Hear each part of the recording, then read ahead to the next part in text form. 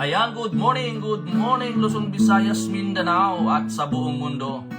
Sa pinagpalang Sabado po ng umaga, January 10, 2026. Yan, pangalawang linggo na po tayo ng taong 2026 mga kapatid. Purihin po ang Panginoon na sinustin tayo. Good morning na sa ating mga kapatid na naka-online na. Brother Josepino Victorino, good morning. Sister Donna. Ayan, Brother Antolin, good morning. Sister Mau, good morning po. Purihin po ang Diyos sa umagang ito. Brother Nilito Altisa. Sister Alicia, good morning. Hallelujah. Yan, Kuya Buyet from Riyadh, Saudi Arabia. Good morning, good morning. Sister Angie, good morning po. Yan, bago tayo mag-start, tayo po ay umawit sa Panginoon. Handog natin sana ang papurit pagsamba sa umagang ito. Dahil karapat-dapat na alayan ng pagsamba ating Panginoon. He deserves the glory. He deserves the honor. He deserves the praises. Hallelujah today, Lord. Salamat, Panginoon, Lord. Yes, Lord. Truly that you are the way maker, Lord, the miracle worker, the promise keeper. Yes, O God.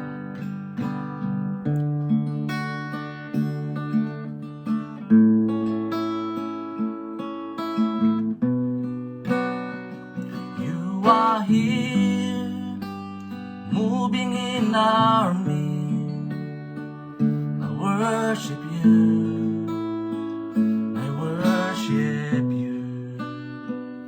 You are here, you're moving in our midst. I worship you, yes Lord, I worship you. You are here, you're working in this place. I worship you, I worship you. You are here, moving in our midst. I worship you, I worship you. You are waymaker, miracle worker, promise keeper, light in the darkness. My God, that is who you are. You are waymaker, miracle worker, promise keeper, light in the darkness. My God, that is who you are. You are here, touching every heart. I worship you, yes you are. I worship you. You are here, and healing every heart. I worship you, I worship you. You are here, mending every heart. I worship you, I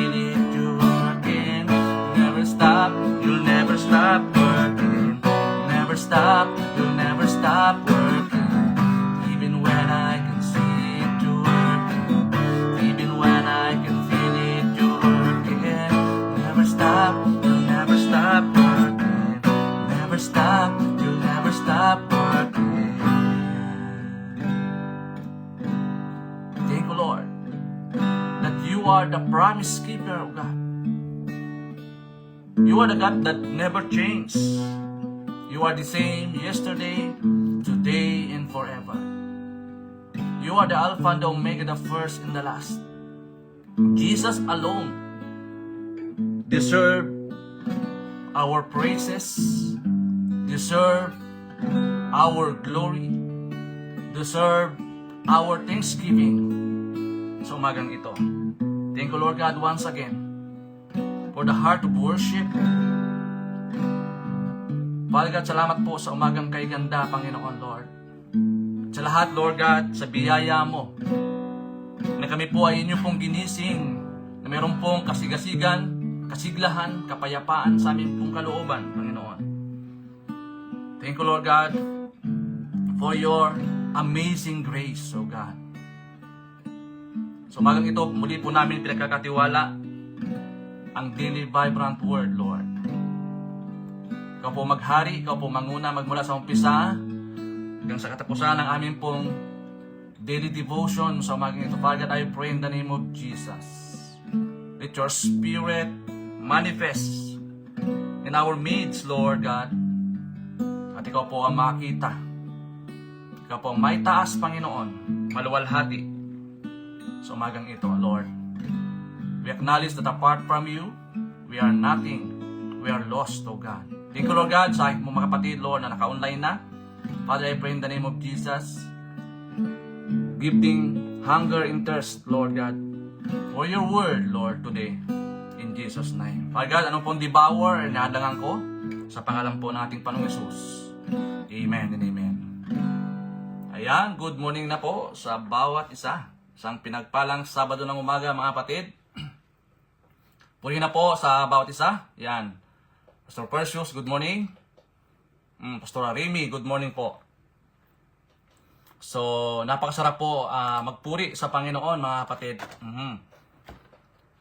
And without further ado, tayo na po ay mag-umpisa na ng ating pong pag-uusapan ngayong umaga. Ang ating pong pag-uusapan is about faith for greater things. Sa Ephesians chapter 3, verse 20 to 21. Sabi dito, now all glory to God, who is able through His mighty power at work within us, to accomplish infinitely more than we might ask or think. Glory to Him in the church, and in Christ Jesus, through all generation, forever and ever. Sa Tagalog po, ngayon ang lahat ng kaluwalhatian sa Diyos na may kakayahang sa pamamagitan ng kanyang kapangyarihan na kumikilo sa loob natin, na gumagawa ng walang katapusan, ng higit pa kaysa sa maaari nating hilingin o isipin, luwalhati sa Kanya, sa simbahan at kay Kristo Jesus, sa lahat ng henerasyon, magpakailanpaman. Amen and amen. Yan. Purihin po ang salita po ng Panginoon sa umagang ito. Tunay na ngayon po ay nasa pangalawang linggo na tayo, pangalawang Sabado na ng taong 2026. Marapat lamang na simulan natin ang taon na meron pong tamang perspektibo, tamang pananaw, tamang saloobin, tamang pananampalataya.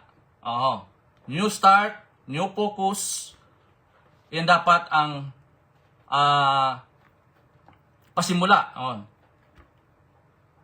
ng ating buhay, mga kapatid. Gaya po ng ating binasa, sabi dito, God is able to do exceedingly and abundantly above all we ask or imagine, according to the power that works within us.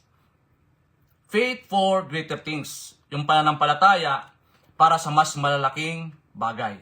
Minsan kasi, tayo pong mga Kristiyano, minsan nalilimitahan tayo. Nagkakaroon tayo minsan, kaya nga yung antidote ng faith is fear. Minsan kasi nauunahan tayo ng takot. Nakikita agad natin yung kalakihan ng problema. Dapat nakikita natin yung kalakihan ng Diyos sa mga problema. Dapat we are living by faith and not by sight. Yan ang Kristiyanong pinangahawakan. Sabi dito, even if you not always see the silver lining on your clouds, God can. Di ba minsan, yung picture, minsan di natin makita ng malinaw. Oo. Pero si Lord, alam niya yun. Kaya nga, minsan, nangyayari kasi, nagbabanggaan yung purpose at yung plans. Yung purpose ng Diyos sa atin at yung plano natin, di ba, sa buhay. Minsan nagbabanggaan sila. Kasi pilit natin pinupurso yung plans natin. Okay naman yun, mga kapatid. Pero tanda natin, yung plano ba, yung design ng Diyos sa atin, dapat iyon ang pinupurso natin. Dapat maunawaan natin, ano ba yung purpose ng Diyos? Bakit ako nandito ngayon? Oo, lahat ng bagay may purpose, mga kapatid. Oo, kaya tayo nagigising ng umaga. Siyempre, ang motibo natin is mauna natin ang Panginoon sa lahat. Bago maging busy yung ating pong isipan sa maghapon, dapat inuuna natin ang Panginoon. That is the purpose of God sa atin. For He is the very source of light you seek. Kaya nga minsan yung big picture, minsan hindi natin malinag na malinaw.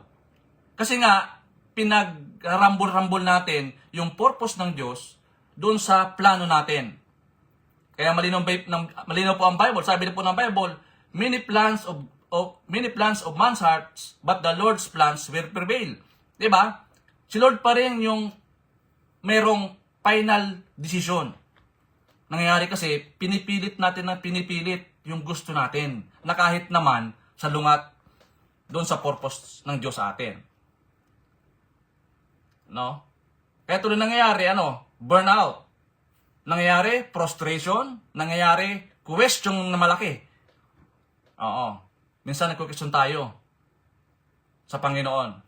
Tanda natin that He is our Emmanuel. He is our waymaker.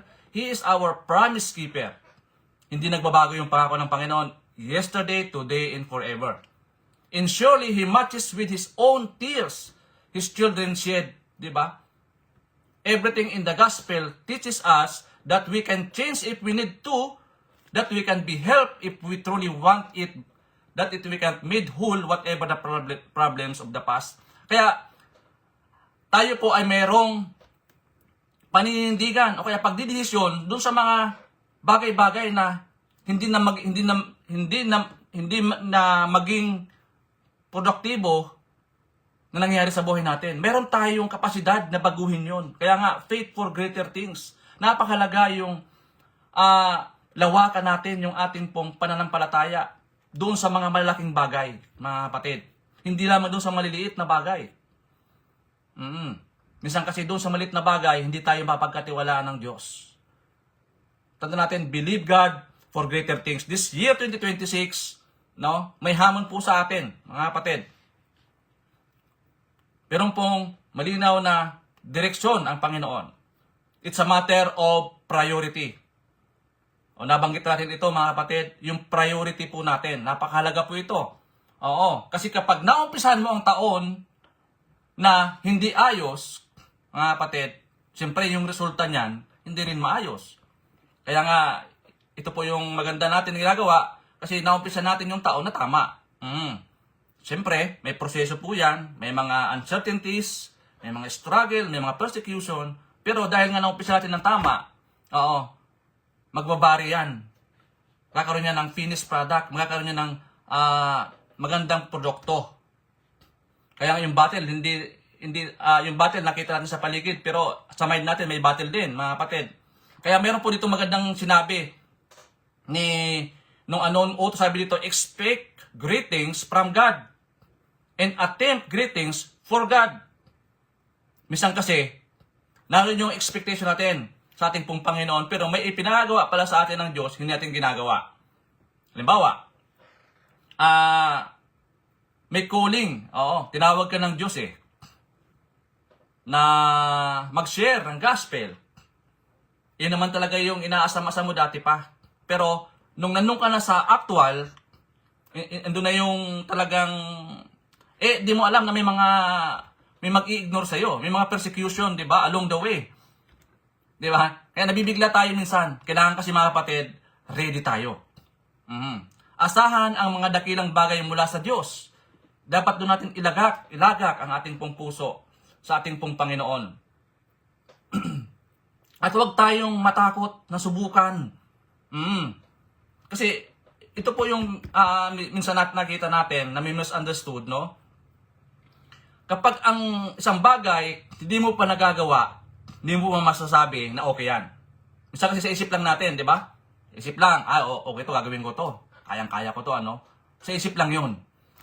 Pero pag nandun ka na sa actual na ginagawa mo na, hindi po parehas yun. Kasi actual na nga yun eh. Di ba? Maaring nabablock ka. Para sa exam yan, ano? Di ba? Pag nag-exam tayo, kabisado natin. Pero pag nandun tayo sa actual na exam, minsan nabablock out tayo eh. Dati pag-aralan ko naman to eh, no? Pero bakit hindi ko maaalaala? Mga kapatid, expect great things from God, but attempt great things for God. Diba? Minsan kasi nangyayari, iniiwan natin ng Panginoon eh. Kapag na-overwhelm tayo sa success, sa mga accomplishment natin, akala natin lahat yun kakayanan natin. At tanda natin, without the presence of the Lord sa ating pong buhay, hindi mangyayari lahat na yun, mga kapatid. Kaya mahalaga, sabi ito, if you change nothing, nothing will change. Oo, mga kapatid. Mangyayari yan, mauulit na naman yan. Kapag wala kang inayos ngayon, bawa, ang problema mo ay relationship sa pamilya mo, yung family mo hindi ayos. Meron ka pang 12 months, 365 days, a year, di ba? Nandiyan ka na sa senaryo at nilignik mo siya. Kaya minsan yung neglection, napaka-dangerous po yun. Kailangan, first thing first, gawin mo na yung tama. Baguhin mo na yung dapat baguhin. Minsan kasi, ang nangyayari sa atin, suntok sa buwan. Oo, bahala na si Batman, parang ganon. Yung parang, inaano natin yung kapangyarihan ng Diyos, mga kapatid. Tanda natin na si Lord, hindi nagbabago yan. He's the same yesterday, today, and forever. Minsan kasi, inaantay lang tayo ng Lord. Titingnan ng Panginoon yung puso natin. Ano ba yung motibo mo? Ano ba yung priority mo talaga? Why we struggle to believe for better things? Kaya malinaw po ang Biblia, di ba? That we are living by faith and not by sight. Number one, ito po nakita natin. Bakit tayo nag-struggle? Bakit tayo nagpupimilit? Nag-struggle. Number one, fear of failures. Di ba? Takot tayo eh. Na magkamali. Takot tayo na ang tao may masabi sa atin na negatibo. Sabi po ng Numbers 13, 31-33, sabi po ni Moses, but the other men who had explored the land with him disagreed. We cannot go up against them. They are stronger than we are. Nakita yung circumstansya. So they spread this bad report about the land among the Israelites. The land we traveled through and explored will devour anyone who goes to live there. Yung takot muna na una.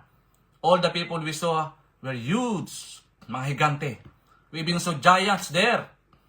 Diba? At nakita natin, naunahan siya ng takot. Nakita nila yung physical. Pero hindi nila nakita yung provision ng Diyos. Yung kalakihan ng Diyos. Kaya ka binigay sa ganyang task. Kaya ka binigay ng task ng Panginoon dahil alam ng Diyos, kaya mong gawin yan. Hindi ka ilalagay ng Diyos sa alanganin, kapatid. Oo. Alam ng Lord yung design na nakalaan sa'yo. Ang minsan kasi nangyayari, nagpupimilit tayong umalis doon sa design ng Lord. Parang ano yan eh. Parang yung, di ba yung isda nakadesign yan saan? Sa tubig eh. I-try ng isda na sa gubat sa manirahan. Baka segundo pa lang, mamatay na siya eh. Kasi nga, hindi siya nakadesign doon. Ganyan din yung ibon. Ang ibon nakadesign yan saan? Sa himpapawid. Pero pag iyan napunta sa tubig, saglit lang yan, mamamatay yan, no? Kasi hindi yun yung design, no? Ganun po sa atin, mga kapatid. Minsan nga nakakalimutan natin na may Diyos tayo. Na nabubulag na tayo. Dahil sa kalakihan ng nakikita natin, yung problema nakikita natin. Pero nakalimutan natin na si Lord, ano siya, malaki siya doon sa problema. Kaya kailangan natin supernatural. Okay. Ano pa yung pangalawa? Past disappointment. Yung mga nakaraan, pilit pa rin na binabalik-balikan natin. Kaya di tayo makausad eh. Sa Proverbs 13:12, hope deferred makes the heart sick, but a dream fulfilled is a tree of life. Di ba? Past disappointment. Laging binabalik-balikan yung mga nakaraan nating kaya di tayo makapag-move on. 20 years na, 30 years na nangyari. Huwag mo nang balik-balikan. Lalo na, kapag binabalik-balikan natin, lalo tayong napapasama. Lalong natitrigger yung ating emosyon. Oo. Lalo na kapag may mga galit. Yun po yung mga struggle. Number 3, focusing on limitation instead of God's power. Kaya, minsan kasi nalilimitahan natin yung kapangyarihan ng Diyos sa atin. Faith grows when our focus shift from our ability to God's ability. Dito natin makikita talaga yung priority natin. Mga kapatid. Marami po mga tao, mga Kristiyano, ito po, talagang personal testimony. Marami pong mga tao na ako nakita. Nung sila po ay nanalangin sa Panginoon na makatrabaho, kaya makapag-abroad, may mga pangako siya na inater sa kanya. Minsan nag-journal pa nga, susulat dito, pag nakapag-abroad, ganito, magsiserve sa Panginoon, magtutulong sa mga mission, di ba? Pero nung dininig ng Panginoon nakaalis, nakalimutan si Lord. Di ba? Na iba yung priority, mga kapatid. Tanda natin na nung time na tayo po ay nangailangan sa Panginoon, nandyan si Lord. Dapat consistent tayo. Kung anong sinabi natin, tutup din natin, mga kapatid. Kaya nga, minsan, naunahan tayo ng pangamba. Kaya faith grows when our focus shift from our ability to God's ability. Kapag binigay mo na sa Panginoon, 100% yung iyong buhay. So ano po yung the source of faith for greater things? Ang pinagmumulan ng panampalataya para sa mas mga dakilang bagay. Faith, number 1, faith comes from God's Word. Malinaw po ang Romans 10:17, di ba? Faith comes from hearing and hearing and hearing of the Word of God. Yung problema, hindi ka naman nakikinig, no? Gaya po ito ngayong umaga. Nasa 29 viewers po tayo, mga kapatid. Salamat po sa inyong pagising ng umaga, no? Pagsubaybay sa ating pong daily vibrant word sa umagang ito. Purihin po ang Panginoon. Tanda natin, faith comes from hearing, in hearing, in hearing of the Word of God. Minsan tataka ka. Bakit ang tagal ko na sa Panginoon? Parang walang linaw yung purpose, mga kapatid. Tanda natin, faith comes from God's Word. Si Lord nangungusap sa Biblia. Si Lord nangungusap through the Bible, mga kapatid. And number 2, faith is strengthened through prayer. Kaya dito masusukat eh. Kung talagang priority mo si Lord, mga kapatid, dito masusukat talaga na naka-inline ka sa Panginoon through prayer. Kaya napakalaga po yung ating prayer life, mga kapatid. Hindi lamang pag may makailangan tayo, doon tayo nalangin. Kaya nga sabi po ng Biblia, di ba? Yung marubdob na panalangin. Lalo na sa panahon natin ngayon, no? Na marami na pong nangyayari sa ating paligid. Okay, number 3, faith grows through obedience. James chapter 2 verse 17. So you see, faith by itself isn't enough unless it produces good deeds. Sabi niya, it is dead and useless. Faith without works is dead. Di ba? Kailangan hindi lamang pananampalataya, higit sa lahat, akmain natin yung ating pinanampalatayanan, mga kapatid.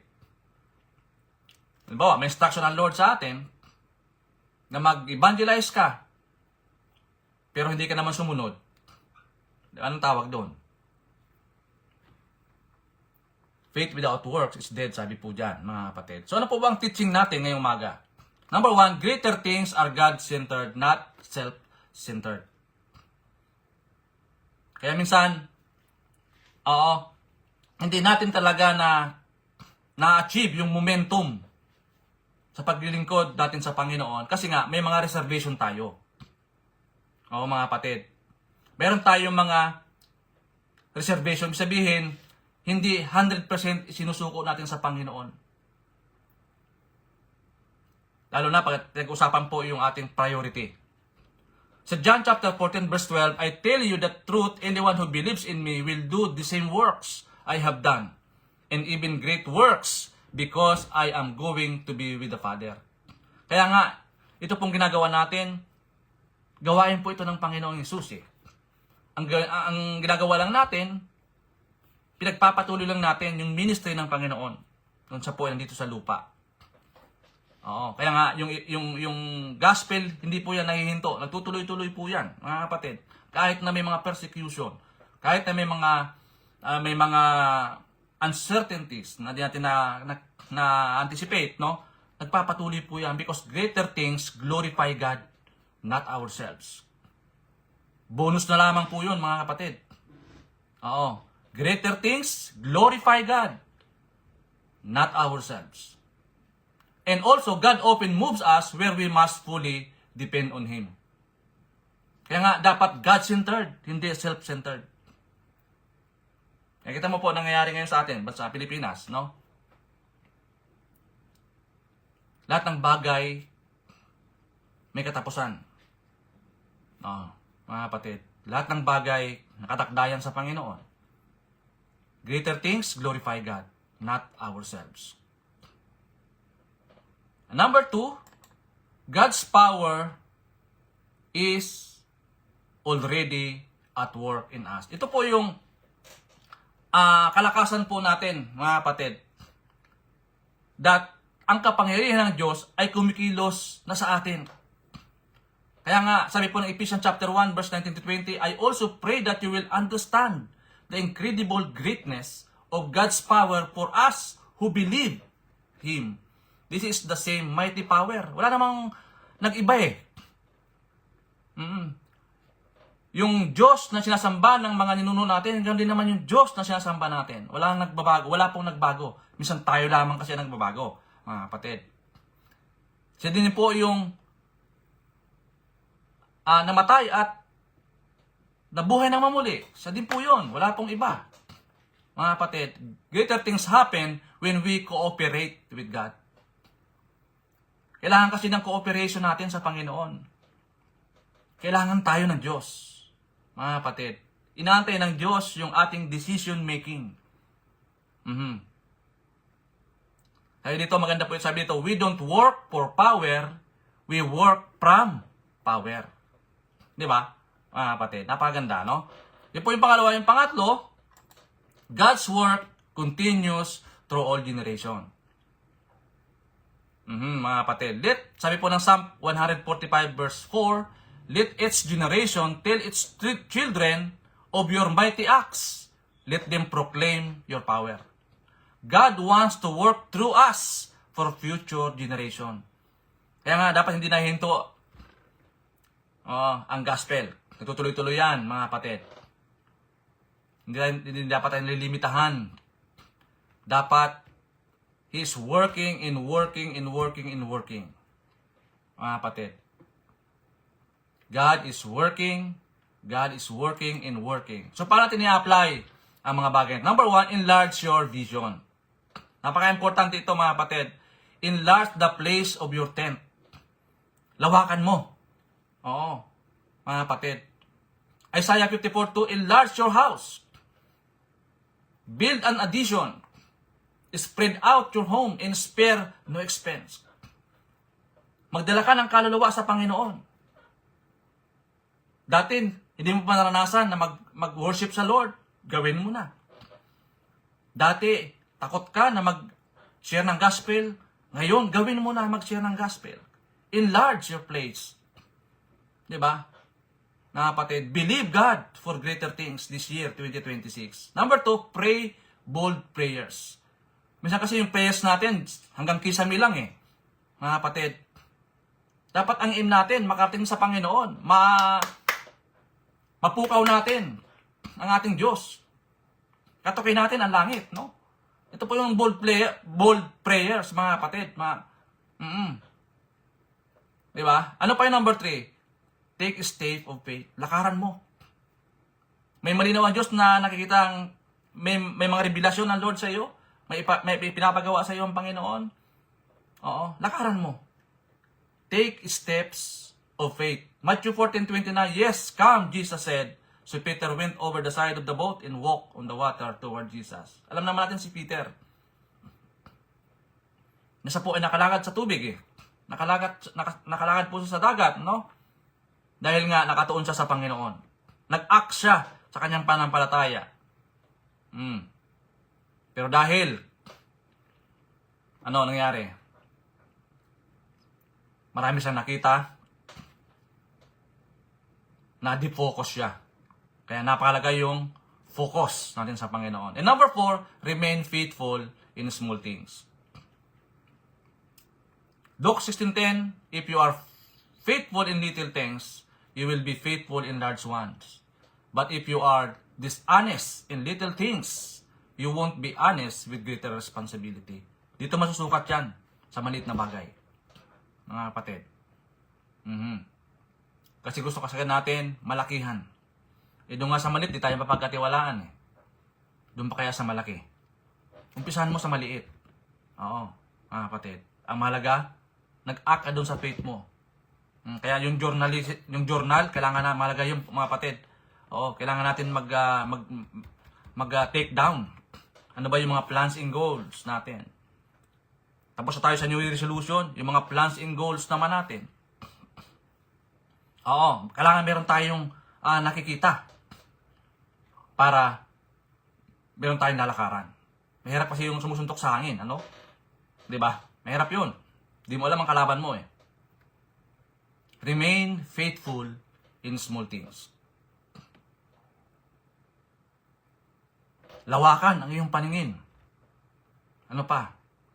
Magdasal ng matapang, titawad na bold prayers. And lumakad sa iyong panampalataya. At manatili na maging tapat sa maliit na bagay. As a question to consider, how can my life bring more glory to God this 2026? Paano magdudulot na higit na kaluwalhatian sa Diyos ang aking buhay ngayong 2026? Gaya po ng ating nabanggit. Kung meron ka pang hindi nagagawa, gawin mo na this year, 2026. Yes, may mga hamon sa atin ng Panginoon. May mga clear instructions sa atin ng Panginoon. Kung hindi mo pa nagagawa last year at ipinagagawa sa iyo, gawin mo na ngayong taon, mga kapatid. Umpisahan mo na sa maliit na bagay. Napakahalaga yan. How can my life bring more glory to God this 2026? Gusto natin, mapangiti natin ang Panginoon. Oo. Gusto natin, mabigyan ng kaluguran ng Panginoon, mga kapatid. Kaya sabi po ng Matthew chapter 5:16, in the same way, let your good deed shine out for all to see, so that everyone will praise your Father in heaven. Umpisahan mo na. At kapag inaumpisahan mo na, tapusin mo. Hindi lamang magaling lang tayo sa umpisa. Kalagitnaan, humihinto na tayo. At umaayaw na tayo hanggang sa tuluyan ng nawala. Kailangan pag inumpisahan natin, may mga balakid, yes. Pero mahalaga dito, kasama natin ang Panginoon, hindi tayo iiwanan, hindi tayo pababayaan. Tatapusin natin ang lakarin na ito na may katagumpayan, mga kapatid. Tanda natin, hindi tayo nag-iisa. Ito po maganda rito, mga kapatid. Kasama natin ang Diyos sa lahat ng bagay. Yun po, mga kapatid, purihin po ang Diyos sa umagang ito, sa ating pong 32 viewers. Yan, salamat po sa bawat isa. Brother Rinaldo Angeles, good morning. Sa akin pong hindi pa na-mention yung mga pangalan, no, mga kapatid. Salamat po sa buhay po ninyo. Keep on sharing, keep on tagging, lalo na sa ating pong mga kakilala, kapatid, kaibigan, kapamilya na wala pang relasyon sa Panginoon. Mga kapatid, napaka-importante. Oo, nasa ganitong kapamaraanan, may share natin yung salita ng Diyos sa kanila. Kaya ito maganda dito, mga kapatid, sa ganitong platform eh. Kahit nasa magbansa ka, may internet ka, may cellphone, makakapanood ka. May mga replay tayo. Kung hindi natin napaumpisahan, yung 5 o'clock in the morning, meron po yung replay, mga kapatid. So, sa ngayong taon, itong taon na ito, lakaran natin yung ating pananampalataya. Mga kapatid, tanda natin na meron pong specific ang Diyos na gusto ng Lord ay ipagawa sa atin. Ngayon, kung hindi mo pa nagagawa, as I said, gawin na natin this 2026. Lord, salamat po sa umagang ito. Lord, I pray in the name of Jesus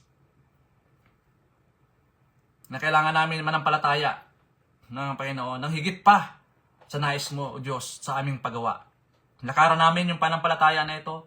God is calling His people to believe for greater things. Not because we are capable, but because He is able to do exceedingly and abundantly above all we ask or imagine. The size of your faith determines your obedience, but the size of God's power determines the outcome. Salamat po, Panginoon, minsan pa sa umagang ito na kami po ay inyong in-encourage, Lord, pinalalahanan na kailangan natin mag-step out ng aming pong panampalataya, Panginoon, sa umpisa ng taon, O Diyos. Lord, forgive us kung mayroon po kami mga bagay na hindi na-accomplish last year. At ito po ang pinapagawa mo sa amin, Panginoon. Bigyan mo kami, Panginoon, ng boldness and courage, Lord, na maumpisa ng mga bagay nito at magtuloy-tuloy at matapos po namin. Ma-accomplish po namin, Panginoon, yung purpose, O Diyos, na ipinagkaloob mo sa amin, pinagkatiwala mo sa amin, Panginoon. Father God, salamat po, Lord, sa iyong biyaya, Panginoon, ay kami po ay magtatagumpay dahil kasama ka po namin, O Diyos. Salamat po sa umagang ito. Dalahin ko sa akin po mga kapatid. Ngayon na mayroong mga pinagdaanan, may mga karamdamang pisikal, Lord, I pray in the name of Jesus, touch their lives, O God, at ipadaloy po, Panginoon, ang miraculous healing that comes from you. Truly, Lord, you said in your word that by stripes we are healed in Jesus' name. Lord, salamat po that you promise, Lord, that you will never leave us, you will never forsake us. Salamat din po sa mga kapatid namin na nagdiwan ng kaarawan ngayong araw, even anniversaries, wedding anniversaries, Lord. Kami po ay nakikigalak sa kanila pong pagdiriwang sa araw po nito. Pagpalain niyo po sila, Panginoon, exceedingly and abundantly above all we ask or imagine according to the power that works within us, now and forever. Amen and amen. God bless po mga kapatid, and to God be all the glory. God bless.